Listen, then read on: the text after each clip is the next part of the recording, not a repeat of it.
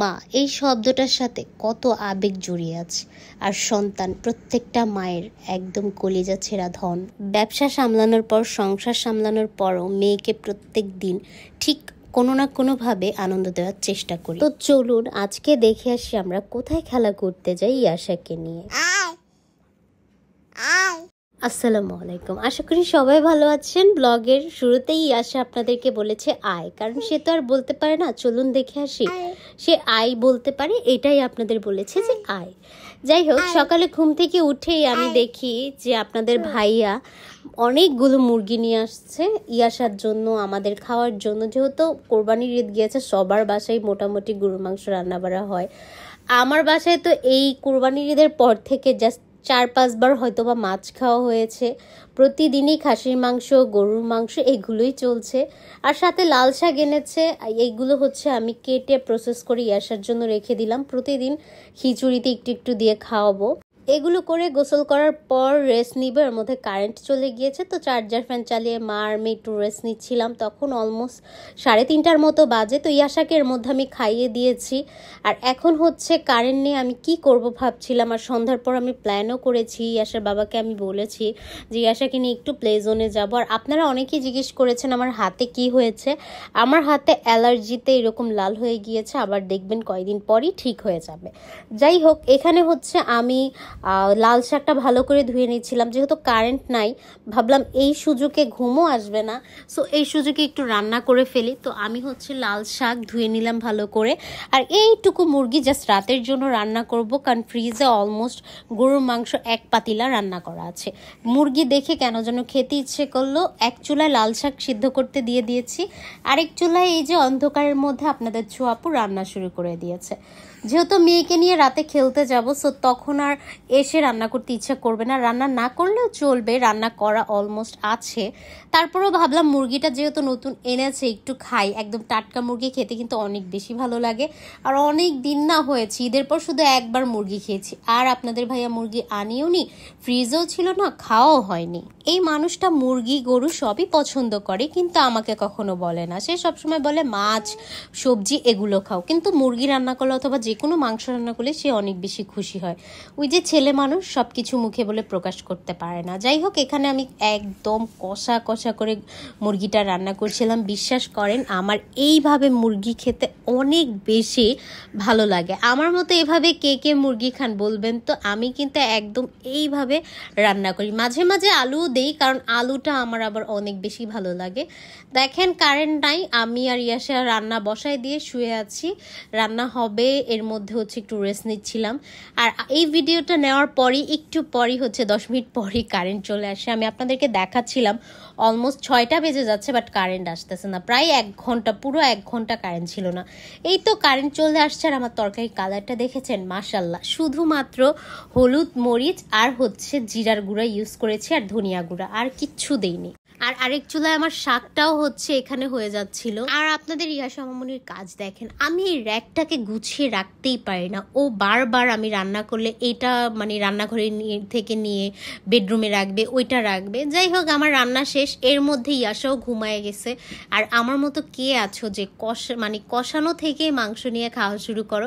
এটা তো আমি সব সময় করি, আম্মু থাকতেও এরকম করতাম। রান্না করার আগেই আম্মুকে আমি বলতাম, মা আমাকে কিন্তু কষানো মাংস দিবা। আর আম্মুকে বলাও লাগতো না, একদম ছোটবেলা থেকে আম্মু জানতো আমার কষানো মাংস অনেক পছন্দ। এই যে এখানে শাকটা ধুয়ে রেখে দিয়েছি একদম সিদ্ধ করে। এখন হচ্ছে জাস্ট শাকটা রান্না করে ফেলবো।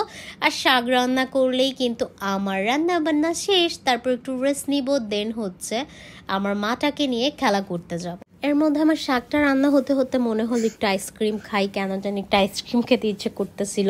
আর আমি কালকেই আইসক্রিম বক্সটা এনেছি, এখনো খাওয়া হয়নি। আর আমি তারপর ইয়াশা ওই রুমে ঘুমাচ্ছে, আমি হচ্ছে আরেকটা রুমে এসে ডিম লাইটটা ধরে দিলাম। এখন হচ্ছে আমি আইসক্রিমটা মজা করে খাবো। দেন ইয়াশাকে 7:30 বাজে ঘুম থেকে উঠিয়ে খাওয়ালাম, খাইয়ে ওকে ফ্রেশ করে জামা কাপড় পরলাম।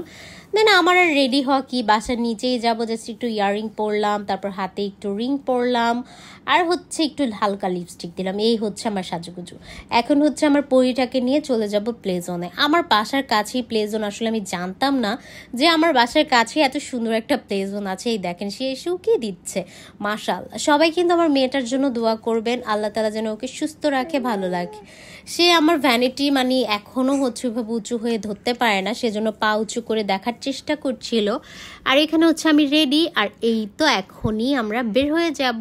আমি ব্যাগে তেমন কিছুই নিয়ে নিই, জাস্ট এক্সট্রা একটা ডাইপার নিয়েছি অ্যান্ড ইয়াসার কিছু জিনিস নিয়েছি, ওর একটা প্যান্ট আর একটা জামা নিয়েছি যদি কিছু খেতে নিয়ে নষ্ট করে ফেলে অথবা খেলতে যে যদি ছিঁড়ে যায় অথবা কোনো প্রবলেম হয়। আমি হচ্ছে তালতলা ওকে নিয়ে যাই, কিন্তু তালতলা আমার বাসার কাছ থেকে একটু দূর হওয়াতে আমি হচ্ছে ওকে নিয়ে সপ্তাহে একদিন যেতাম, বাট এখন যেহেতু এটা একদমই বাসার কাছে আর আমিও জেনে গিয়েছি ইনশাল্লাহ মানে প্রতি সপ্তাহে 3 থেকে 4 বার ওকে নিয়ে যাব।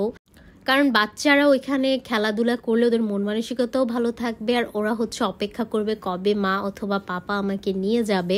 আর ওইখানে যেহেতু অনেক বাচ্চারা থাকে ওরও ভালো লাগবে খেলা করতে, এটা ভেবেই আমি ভাবলাম যে বাসার কাছে যেহেতু আছে তালতলাটাতেও নিব এখানেও নিব, যখন তালতলা যাব এখানে নিয়ে যাই। যাই হোক এখন হচ্ছে আমি বের হয়ে গেছি আমার বাসার কাছেই, বললাম না এই তো আমি চলে এসেছি। জাস্ট 20 টাকা রিক্সা ভাড়া লাগে, বাট এটা 10 টাকারও রিক্সা ভাড়া, মানে 10 টাকাই রিক্সা ভাড়া এখানে হওয়া উচিত, কিন্তু আমি 20 টাকাই দিই, সবাই দেয়, কারণ হচ্ছে এখন তার 10 টাকা রিক্সা ভাড়া দেওয়া যায় না।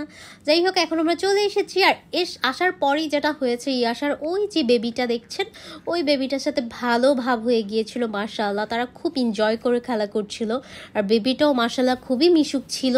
ওর আম্মু অথবা কে যেন একটা সাথে আসছিল, উনি বারবার বলছিল বেবিটাকে হাক করো ইয়াসার কথা। আর এখানে ইয়াসা হচ্ছে এটাতে ওঠার পর এত বেশি ভয় পেয়েছে, আমার মেয়েটা যে এত ভীতু আমার জানা ছিল না। ওর মা এত সাহসী, ওর বাবা সব সময় বলে যে আমার বউ অনেক সাহসী, তার মানে ভয় লাগে না কোনো কিছু। তারা আমার মেয়ে দেখেন এখানে পড়ে মানে কেমন একটা রিয়াকশন দিয়েছে, ওইটা তো আমি ভিডিও করে নিয়ে সাথে সাথে অফ করে ফেলেছি, বিকজ আমি ভেবেছিলাম ও ভয় পেয়েছে।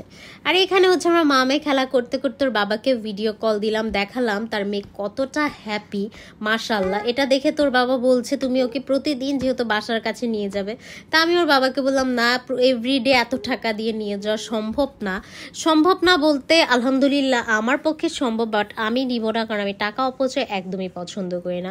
সপ্তাহে 2-3 দিন অথবা 4 দিন ঠিক আছে, বাট এভরিডে তো আর না, আর এভরিডে আমি নিতেও পারবো না, আমার কাজ থাকে। আর আজকে একটু কম কাজ ছিল, মানে সকালেই আমি সব পার্সেল করে ফেলেছিলাম, এই জন্য আমি সন্ধ্যার পর ফ্রি ছিলাম। তারপরে এই যে এখানে ঘরটার মধ্যে ঢুকে আমার মেয়ে এত এনজয় করছিল মাশাআল্লাহ, আমার তোকে দেখে অনেক ভালো লাগছিল।